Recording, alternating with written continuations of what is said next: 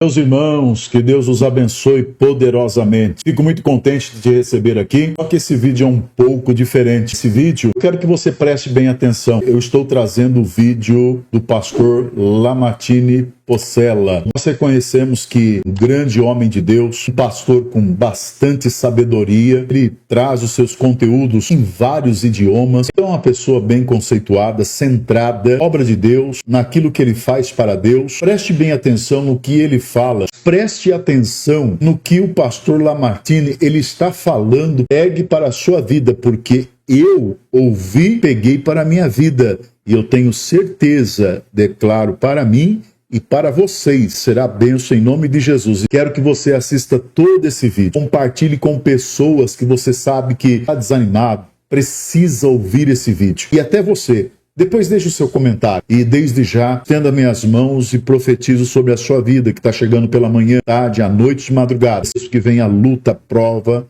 e desafio. O Senhor estará te abençoando de uma forma grande e maravilhosa, em nome do Senhor. E não esqueci, né? Vou estar apresentando o teu nome em oração. Coloque aqui embaixo nos comentários, vou ver os nomes que estiverem aqui nesse vídeo, vou apresentar em oração. Ore por nós, pela minha casa, pelo meu ministério, pela minha vida, por esse canal. Se inscreva se não for inscrito. Preste bem atenção que o pastor Lamartine Possela está falando algo muito forte. Assista. O primeiro aspecto que eu percebo é o seguinte: as pessoas estão vivendo tempos de angústia. O que eu percebo é que a Europa, por exemplo, que era um continente absolutamente laico, pacífico, onde as pessoas prosperavam. Laico significa religioso. Não tinha uma visão religiosa. Que eram, não ligavam para uma religião, não, uma você fé. Você falava de Deus, as pessoas olhavam para você e falavam: o quê? Tá falando do quê? Como se fosse uma maior absurdo. Tirando alguns países, né? Como Portugal, talvez, que é bastante católico. Mesmo Portugal, Espanha, Itália, por exemplo, eu tenho uma grande amiga na Itália, em Milão, e eu perguntei: qual é a grande luta de vocês aqui? Ela fala: a nossa luta aqui é contra o ateísmo. Sério? É, porque a Itália é um país historicamente ao centro, né? O Vaticano está lá, né? Mas o jovem não pensa mais em Deus. Mas agora está começando a ter um movimento em que os jovens não acreditam mais nesse discurso humanista. Então, os jovens estão invadindo as ruas. Tem uma descrença com políticos, com autoridades, né? Total. E eles estão se entregando à fé. Um avivamento. Um grande avivamento em todas as nações, na Inglaterra, na Itália, aqui, né? Na França, no Brasil. Mas o Brasil é um país muito espiritualizado. Por quê? Porque eu percebi na própria Itália. Eu fui para Sicília é muito pobre. Muito pobre. Lá o povo busca Deus. É incrível. Eu achei muito gozado que eu perguntei para as pessoas: a Sicília é um estado independente. Eu falei: mas o que significa isso? Isso significa que a Sicília não tem que pagar impostos para a Itália.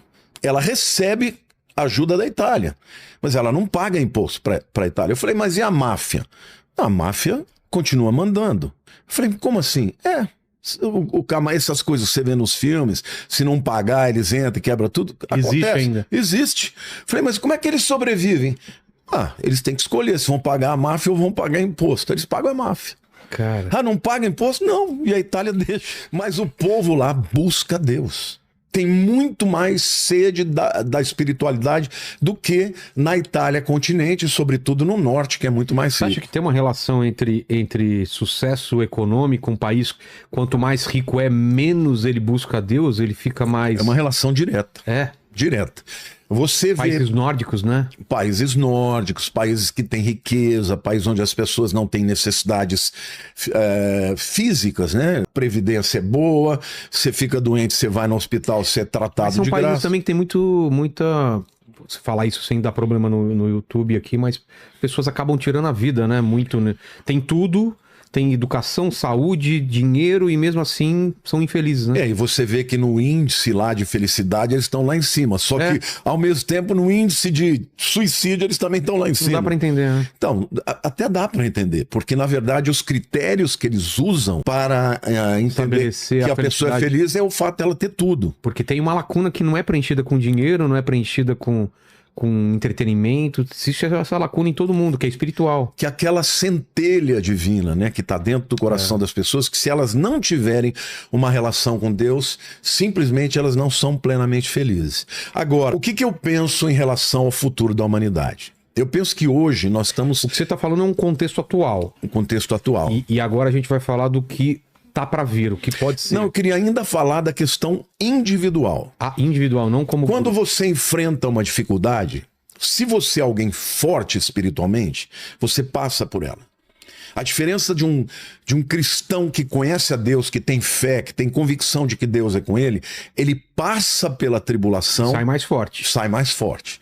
Mas se o indivíduo é fraco, ele morre. Ele não subsiste, ele tira a vida, ele desiste, ele vai para a bebida, vai para as drogas.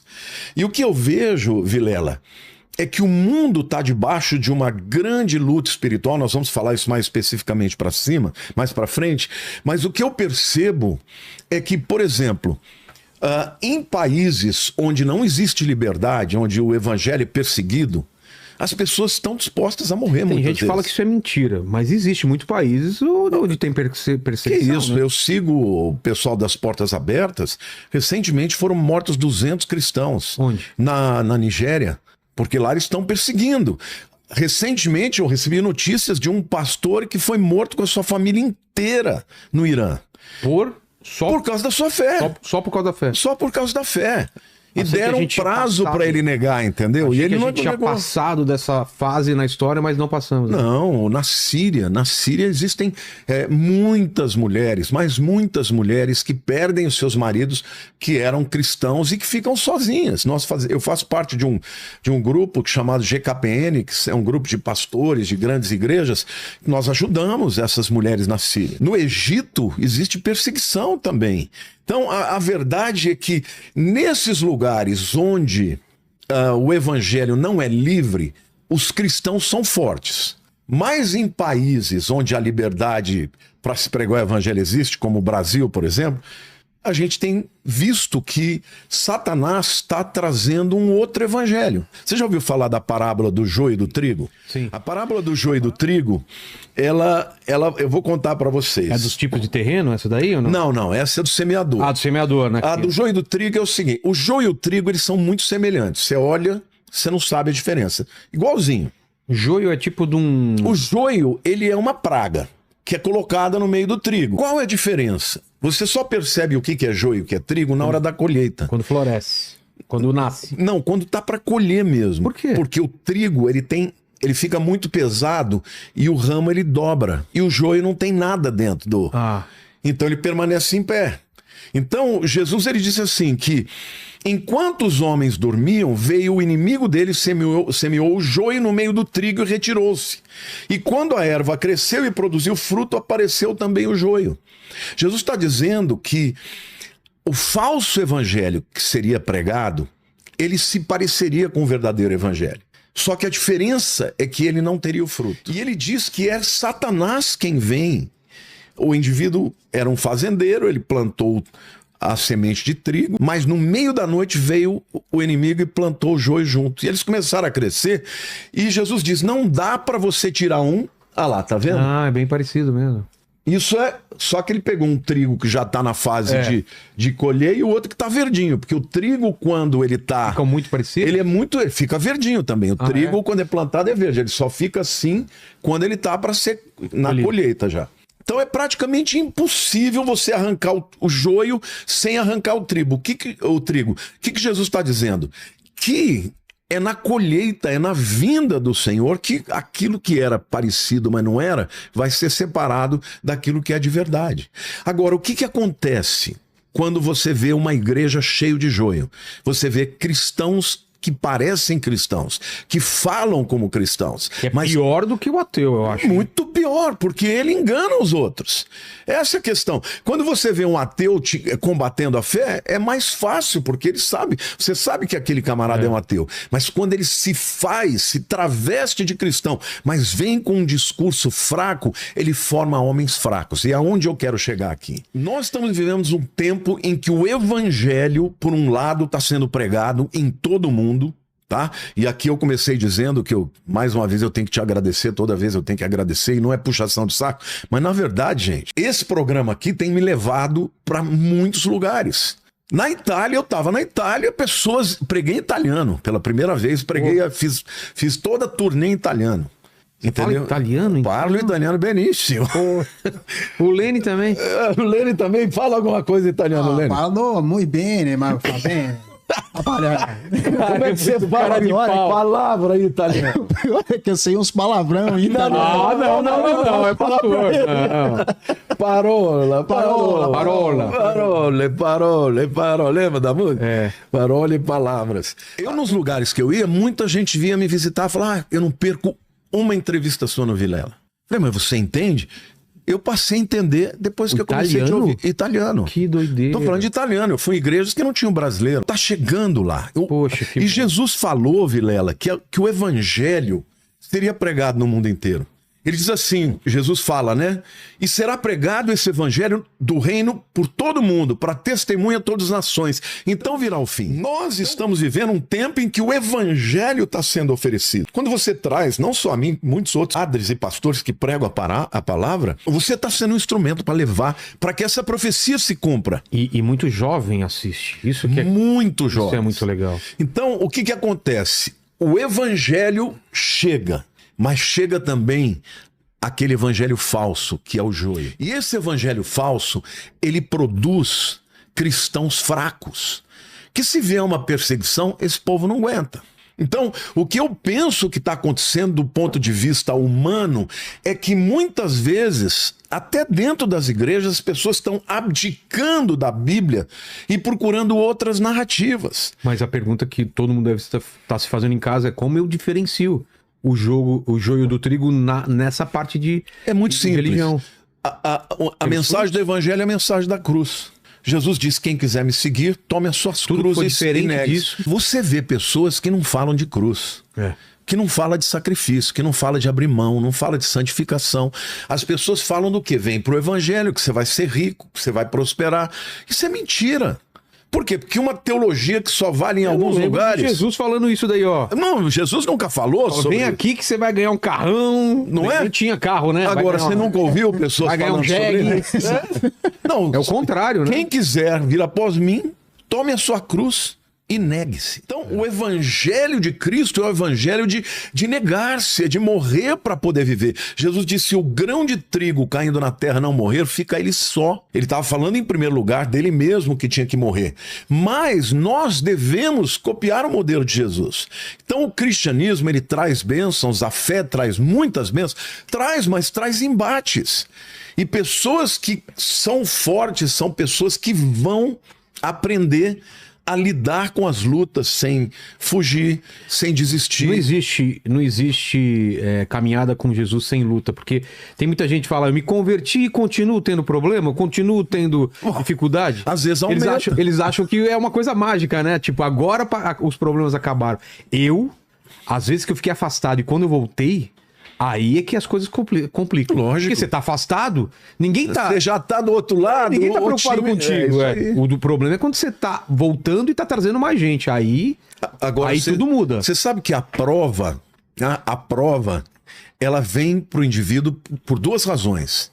Ou para aprová-lo ou para reprová-lo. Agora, você só cresce na luta. Eu digo que a vitória você celebra, mas você cresce é na luta.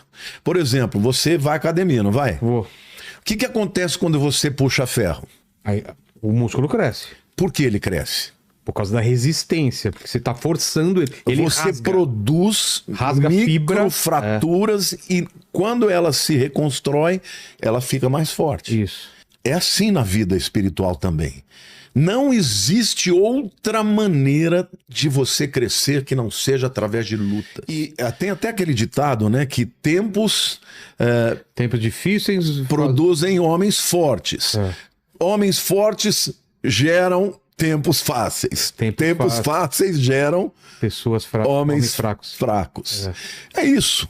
A verdade é que eu creio que Deus está espalhando no mundo a sua palavra e dando oportunidade para que as pessoas encontrem uma resposta e uma motivação e uma garra para poder lutar. Só que alguns não querem esse evangelho, eles querem o evangelho do sucesso. E esse evangelho do sucesso, que é só sucesso, vem para cá que você vai ser abençoado, dá esse dinheiro aqui que você vai ficar mais rico. Cara, não é assim. Vem pro evangelho e morra para si mesmo. É isso que Jesus fala. Só que ele diz que quando você morre, você ressuscita também. Ressuscita melhor, uma pessoa, sabe, com mais paz no coração, com mais garra, com mais fé, com mais capacidade para enfrentar as dificuldades. Esses cristãos que estão morrendo por causa da perseguição são homens e mulheres, a Bíblia diz, dos quais o mundo não era digno. Porque para eles a fé significava morrer. E isso existe ainda hoje. Agora, virão tempos em que eu penso que o arrebatamento virá primeiro, mas, de qualquer forma, nós sabemos que na grande tribulação pessoas se converterão e vão ter que enfrentar o anticristo. E é muito interessante porque hoje nós já estamos vivendo em tempos que dá para você imaginar como vai ser, né? Tem essa chamada lei Magnitsky, que chama morte financeira, né, para alguns. Saiba que no futuro vai ser exatamente assim. Se você não se submeter ao princípio do anticristo, não vai existir. Você vai morrer No sistema você vai sair do monetário. sistema. Então, ou seja, hoje nós já estamos vivendo em tempos em que estas coisas já estão vislumbrando. Quero deixar claro aqui, tá? Que eu não estou dizendo que o Donald Trump é o anticristo. Não, eu só estou dizendo, muito pelo contrário, eu acho que ele é que está lutando para que o mundo continue sendo livre, um mundo livre. Mas o que eu estou dizendo é que dentro de uma economia globalizada, quando chegar o tempo do anticristo, ele vai conseguir fazer com que as pessoas sejam desligadas do sistema se não se submeterem. Então, esse tipo de crente ou de pessoas Nutelas que, sabe, que vivem, só pensam eu sempre brinco, né? Porque a Bíblia mesmo usa a metáfora do soldado, do atleta, quando fala da vida cristã. Eu falo, gente, eu procuro ter sempre autoridade em tudo que eu falo, mas essa é uma área que eu não tenho autoridade e eu vou falar. Por quê? Porque, cara, eu sou um cara que eu não faço uma academia. Você pergunta, você faz exercício? Não faço. Não... Então, assim, eu não tenho muita moral para falar, mas a Bíblia diz que a vida cristã é semelhante a um atleta de maratona, é semelhante a um lutador de wrestling. Você tem lutas. E quanto mais forte você, mais você se tornará uma pessoa apta para sobreviver. Numa guerra, só sobrevivem os fortes. Os fracos morrem. E aqui eu não estou falando de morte física, eu estou falando até de morte espiritual. Porque vai chegar um tempo em que as pessoas terão que lidar com a escolha de permanecer com a sua fé ou negar. Esse pastor iraniano que morreu com a sua família, deram mais de mês para ele negar a fé e dizer, não, eu sou islâmico. E ele falou, não vou negar, eu não vou negar Jesus. Aí mataram ele. Então, eu fico pensando, metade das pessoas que hoje se dizem cristãs, será que elas aguentariam um negócio desse? Então, eu peço para Deus, Senhor, se eu tiver que passar por isso, me dê força, porque eu não quero negar a minha fé. Agora, pessoas fortes espiritualmente, elas vão ter um destino, onde quer que seja, em qualquer circunstância, elas vão fazer diferença na história dos homens, tá? Então, o que eu vejo? Que a sobrevivência da humanidade passa primeiro pela sobrevivência dos indivíduos. E eu quero dizer para você que está me vendo, tá na hora de você levantar a cabeça e deixar de ser um cristão mimimi. Eu acho melhor um camarada dizer eu não sou cristão do que um que se diz cristão, mas vive como se não fosse. Então, essa sociedade que está enfrentando essas lutas que vão escalar para níveis maiores, ela vai dividir os fortes e os fracos. Eu não estou falando de fortes fisicamente, eu estou falando de pessoas que nada pode demovê-las da sua fé e da sua convicção. Eu me lembro dos discípulos. Antes de Cristo ressuscitar, na crucificação todos fugiram. Só João ficou ali junto com Maria, mãe de Jesus, e mais algumas mulheres. Os outros fugiram todos. Pedro negou 3 vezes, né? Negou 3 vezes e picou a mula. Mas depois que eles viram o Cristo ressuscitado, Pedro e João foram presos.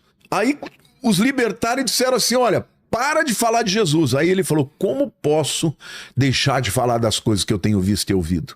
Mais importa agradar a Deus ou aos homens. Não era o mesmo Pedro.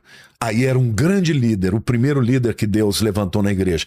Então, eu quero dizer que esta é a hora, eu estou falando para muitos cristãos, não importa qual seja a sua denominação, de você estar firme com Deus, buscar a Deus na oração, na comunhão, na leitura da palavra, para se fortalecer, para viver nesta sociedade como alguém firme e forte, não se deixando abalar pelas lutas e tampouco pelas influências desse mundo. E outra coisa também, pastor, eu vi muito na época da eleição e pós-eleição, muita gente usando o púlpito para quase colocar o certo candidato ou certa candidata como se estivesse acima de Deus, né? E nesse período é?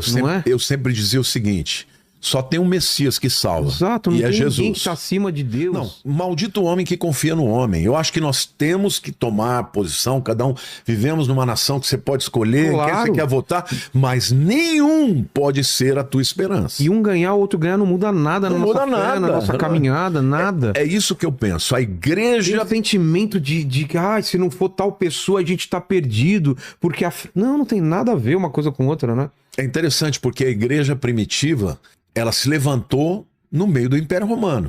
O Império Romano era o império mais poderoso. Você sabe por que eles jogavam as pessoas No Coliseu, no Coliseu e no Circo Romano? os cristãos, né? Porque desde César Augusto, que foi divinizado, ele experimentou a chamada apoteose, que era uma cerimônia em que ele passou a ser Deus perante os homens. Foi divinizado. Todos os demais Césares eram divinizados. Então, se você chegava num templo onde tinha Diana, a deusa Diana dos Efésios, Tinha que ter também. tinha também que ter do imperador. Putz. E os cristãos não se dobravam perante esses ídolos. E aí eles eram levados na presença de César e muitas vezes de outros prepostos e dizia: você vai adorar os nossos deuses, você vai morrer. Eu vou morrer. E eles eram jogados. né? Aqui mesmo no chat, olha como tem idiota aqui, né? Eu tô falando de candidato e o pessoal falando, você é esquerdista? Ou então você é não sei o quê. Gente, eu tô falando de qualquer candidato. Engraçado como a galera, eles acham que você tem que ter a mesma opinião que todo mundo. Você não glorificar, não exaltar um candidato, você é isento. A isenção tinha que ser geral. Você não confia no homem. A verdade é a seguinte: Nem Lula, eu acho que nem nós Bolsonaro, nem precisamos ter o direito de votar e decidir e lutar pelas nossas convicções. Isso é fundamental. Porém, o que eu tenho dito é que nós não podemos ter esperança em homens. Não, e outra. A igreja primitiva, ela lutou contra o sistema. E ela foi tão poderosa que chegou uma hora que o sistema teve que se render a ela. Quando estava lá lutando Maxêncio com Constantino, Pois é. Constantino falou: vou me juntar aos cristãos, porque senão eu vou perder a guerra. E ele se juntou aos cristãos. E os cristãos o ajudaram a vencer a batalha. Então o que eu quero dizer, Jesus disse que nós deveríamos confiar em Deus, somente em Deus. E tem gente que deixa de falar com parente, com amigo por causa de política. É. Aqui, esse programa é a maior, é o exemplo de que a gente pode falar com todo mundo. Não, você recebe todo mundo. Na mesma semana tinha o Nicolas e a Manu Dávila. Na sexta-feira tinha o Haddad aqui, na segunda tinha o Bolsonaro. Semana passada eu conversei com o Eduardo. Essa semana eu converso com um comunista. Conversar, ter uma boa relação não quer dizer que você aprove aquilo, mas que a gente tem que conversar com todo mundo. Ó, eu vou dar um testemunho aqui, tá? Eu tenho uma irmã que é muito querida. É muito querida. Assim, ela é mais velha que eu. Irmã da família ou De irmã sangue, de sangue? Ah, de sangue mesmo. Irmã mais próxima a mim. Sei. Aquela irmã que você tem... É gêmeo de alma. A gente sempre se deu bem em tudo. Quando eu era pequeno, ela não me fazia dormir.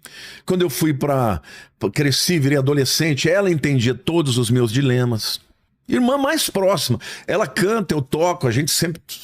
Sabe quando você tem tudo em comum com uma pessoa? Sim. Um dia, e ela é uma pessoa que é mais à esquerda, ela foi fundadora do PT. E um dia, numa conversa do nada, eu fiz um comentário. Cara, a gente entrou numa discussão, mas numa discussão, Putz. nunca tinha acontecido. Cara, eu tenho 64 anos, nunca eu tinha brigado com ela na vida. E foi brigar por causa de política. Por causa de política. Você vê que besteira? Terminou, veio aquele sentimento de tristeza, porque eu briguei com a minha irmã e ela brigou comigo. Aí eu mandei uma mensagem para ela, falei: me desculpe, eu não podia ter feito isso com você. E ela: não, meu irmão, eu te amo, eu também não podia. Eu falei, olha, a partir de agora vamos falar de tudo, menos disso. Porque eu falei, eu vou perder a amizade com a minha irmã, que tem uma história por causa de política de homens. Meu Deus do céu. Uma resposta que eu achei muito boa foi no Roda Viva. Não sei se foi o Pondé que respondeu, mas uma jornalista falou assim, eu não suporto meu pai, eu acho que era meu pai ou meu tio é muito bolsonarista, e aí eu vou ter que encontrar ele no final do ano, e eu já sei que eu vou me estressar. Ele falou assim, se a tua relação com seu pai resume a política, se vocês não têm mais nada para falar além de política, o problema não é o Bolsonaro, não é o Lula, o problema é a relação de vocês. Só não fala disso, então, se você sabe que vai se estressar, se você não concorda, fala de outra coisa. E é isso que eu vejo. Eu vejo no chat aqui o pessoal brigando, falando, você é esquerdista, você é bolsonarista. Pra quê? A pessoa é cristã. E aquilo, você sabe que eu não uso as minhas mídias sociais para ficar falando de política. E tá certo, nem. Eu não uso por quê? Porque eu falo de uma coisa que é eterna. Eu falo da fé e falo de Cristo. Eu sempre digo, eu quero falar de Cristo, porque eu quero que as pessoas ouçam da minha boca sobre o amor de Cristo, não importa se ela é de direita, esquerda, entendeu? Eu quero que ela olhe para mim e fale, ele tá pregando uma coisa que é eterna. Por quê? Porque guerra política já passou, tantos homens já passaram. E vai passar. E vão passar esses também, entendeu? É passageiro. Agora eu vou deixar de pregar o evangelho. Agora, o que eu quero dizer é o seguinte, essas pessoas que estão vivendo neste mundo, somente tendo expectativas de coisas desse mundo, essas pessoas são fracas, elas não vão conseguir enfrentar as realidades espirituais. Não faz parte da luta também essa divisão entre as pessoas? Claro. Você dividir por machistas, feministas, negros e brancos, direita, esquerda. Não é uma tentativa também. É uma cortina de fumaça para esconder. Porque você fica brigando por coisas pequenas quando não presta atenção no que é. E você quer saber de uma coisa? Você pode ter certeza que por trás da direita tem demônios. Claro. Por trás da esquerda tem demônios. Não tenho dúvida. Se você entra no jogo deles, no final você pode ganhar e ainda perder. Porque nós fomos chamados... Aqui, olha, eu tô querendo deixar bem claro, não sou isentão, eu tenho o meu lado, eu sempre deixei claro que eu sou de direita, eu defendo a Bíblia, eu quero ter liberdade para ter pessoas na minha... Eu tenho ovelhas minhas que são de esquerda e que me amam. Me amam, falam, pastor, você é diferente. Eu quero continuar falando do amor de Cristo para qualquer um. Entendeu? Agora, o que eu acho que nós precisamos entender, Vilela, é que hoje nós estamos, quando a gente entrar na questão geopolítica... Eu não me conformo, que tem ignorantes como Edmeia. Vilela cresceu às custas dos cristãos e da direita, agora está cuspindo o prato que comeu. É ignorante. Eu nunca cresci às custas de ninguém. Aqui vem todo mundo, você sabe, eu chamo até ateu, eu chamo, veio aqui satanista, entendeu? Se eu fosse assim, a galera acha que primeiro, é um podcast gospel, que eu só trago gente de religião, que não é verdade, e eu só trago gente da direita. A gente, quando vai fazer a agenda na semana, a gente faz o possível para contrabalancear. Para dar uma mesclada, né? Pô, o Lamartine é conservador, ele é da igreja, vamos trazer então alguém da esquerda. A gente sempre tenta fazer isso. E eu vejo aqui, eu só tenho pena, são pessoas ignorantes. Eu queria até fazer aqui uma defesa sua, e na verdade defesa daquilo que as pessoas precisam entender. Eu vi um post hoje que eu copiei, eu queria ler para você. Ele diz assim, construa como Noé. O mundo o chamou de louco, mas ele continua a construir, por décadas em obediência sem aplausos. Lute como Davi, um jovem sem nenhuma armadura, experiência ou apoio, mas ele se apresentou para enfrentar Golias e o venceu. Lidere como Moisés. Ele era inseguro, tinha dúvidas, estava no ponto mais baixo da sua existência, mas ele disse sim para Deus e conduziu uma nação à liberdade. Ame como Jesus. O Rei dos Reis se dobrou, lavou os pés dos homens, inclusive daquele que o traiu. Pois é. Sabe o que eu achei sensacional aqui? Porque fica evidente que Deus tem para cada um de nós um chamado diferente. Você recebeu esse chamado de trazer pessoas de todos os espectros. Porque se não fosse assim, você não ia falar para tanta gente. Mas eu acho que as pessoas também, isso eu já percebi. Presta atenção na sua crítica que você faz, por exemplo, a Rafa Biajante. Isso daqui diz mais sobre ela do que sobre mim. Porque quando ela fala que, por exemplo, Vilela igual Malafaia dando dinheiro, ele abraça Deus o capeta, isso tem mais a ver com ela, tem a ver com a pessoa. Porque ela fala, se eu receber dinheiro, eu falo bem desse, eu falo bem desse. Então, nunca passou pela minha cabeça receber dinheiro pra trazer algum convidado, como a gente nunca trouxe, ou pra falar bem de alguém ou de outro. Como a pessoa fala, pô, se eu tivesse na posição do Vilela e eu recebesse dinheiro, eu ia falar bem. Então, essas críticas têm muito mais a ver com a pessoa que tá falando. As pessoas julgam por si mesmas. Exato. A partir do seu porque filtro. faz parte assim, pô, eu não tenho problema nenhum em vender minha opinião. Então, se eu tivesse lá, eu vendia. Então, se ele tá trazendo essa pessoa, com certeza ele ganhou. E é triste isso. É triste. Mas você percebe como essas pessoas estão debaixo do engano. É. E eu não tô falando que é da direita ou esquerda, eu tô falando Mas que pessoas. Sabe o que mais me deixa triste? Que quando você vai ver o perfil, tá escrito cristão lá. A maior parte disso é cristão. Quando eu vou rezar com o Frei Gilson, todo mundo sabe que eu sou evangélico. O Frei Gilson sabe que eu sou evangélico. Todo mundo sabe. Ele nunca me forçou, ele nunca me colocou na parede, você tem que se converter e tal. Não, aliás, ele é uma graça. Não, ele é demais, é incrível. Onde você chamá-lo, pode me chamar com Sério? ele, eu quero fazer uma junto. Vamos fazer isso junto. Então, assim, cristãos, Vilela tá nessa por like. Sério mesmo que eu vou sair pra rezar às 4 horas da manhã por causa de like? Eu não preciso disso. Eu vou porque minha mãe é católica, eu tenho um respeito imenso por ela, ela adora o Frei Gilson e eu fui por causa dela. Eu fui porque eu gosto do Frei Gilson e eu não vejo um problema em a gente rezar, e a gente orar junto com outras pessoas que são de Deus também. Lógico. Só que as pessoas falam assim, se ele foi lá, é porque ele tem interesse, né? E isso me deixa triste, porque o foco não é esse. O foco é, estamos falando de coisa boa? O Frei Gilson, o que ele fala, tem alguma coisa que foge do que eu acredito? Não. E outra, eu nunca falei, estou indo lá porque estou numa conversão na Igreja Católica. Eu já fui da Renovação Carismática, você sabe a minha história. Só que me converti e sou evangélico e não tem problema nenhum. Ele vem aqui, a gente já fez programa juntos também, que tava o Rodrigo Silva, tava um judeu, tava um padre. E eu acho muito legal. Eu acho que a gente não tem que abrir mão do que a gente acredita.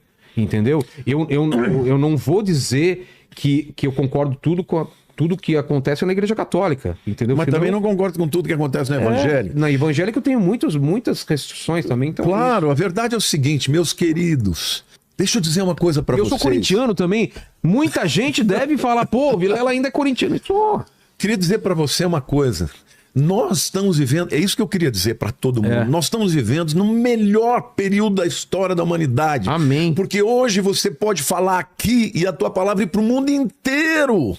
Vocês percebem que se a gente deixar de ter a pregação do Evangelho, o amor de Cristo, se a gente não compreender que Deus chama pessoas diferentes, com chamadas, com dons e propósitos diferentes, então, se você não compreender isso, você vai deixar de pregar a verdade para levantar uma bandeira que é passageira.